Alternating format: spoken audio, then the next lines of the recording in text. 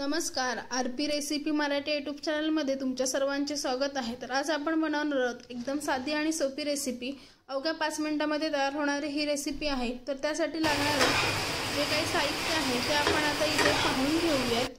इथे आपण 1 वाटी कुरमुरे घेतलेले आहेत, पाव वाटी होईल एवढा आपण गूळ घेतलेला आहे आणि 2 चमचे आपण घरी बनवलेलं जे साजूक तूप होतं ते घेतलेलं आहे।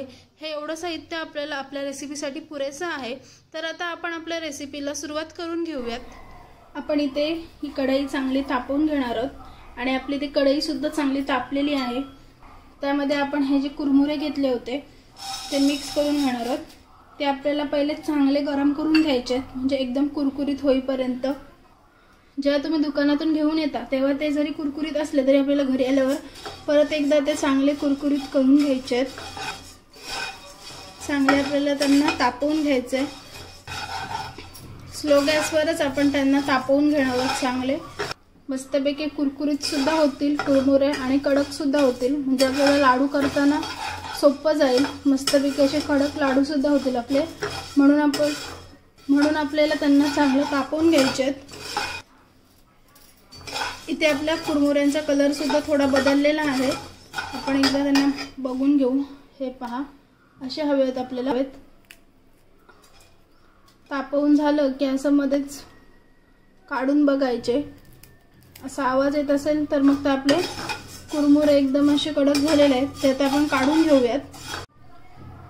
कुरमुरे तर आपण काढून घेतलेले आहेतच आणि कढई सुद्धा आपली गरम आहेच।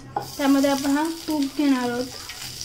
तुमचे जर कुरमुरे जास्त असतील तर तुम्ही तूप जास्त घ्या।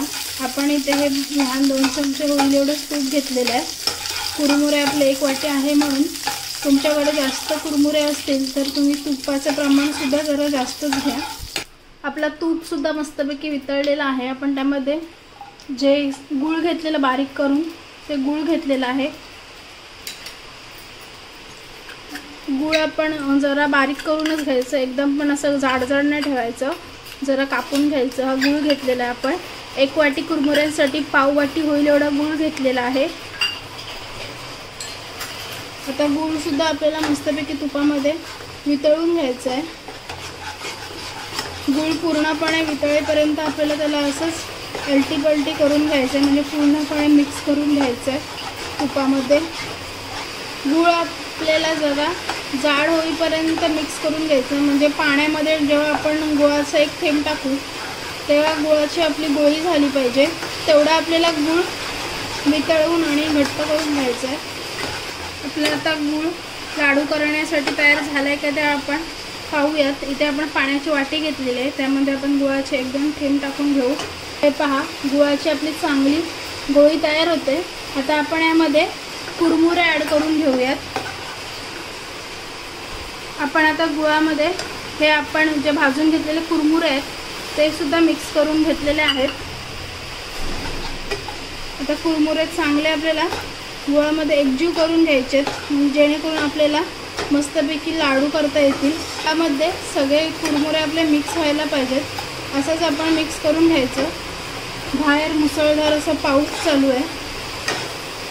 इथे आपले सर्व कुरमुरे गुळामध्ये मिक्स झालेले आहेत। आता आपण गॅस बंद करून घेऊयात। आपण हे आता 5 मिनिटासाठी थंड होण्यासाठी ठेवून देऊयात आणि मस्तपैकी थंड झालं की आपण त्याचे लाडू करून घेणार आहोत।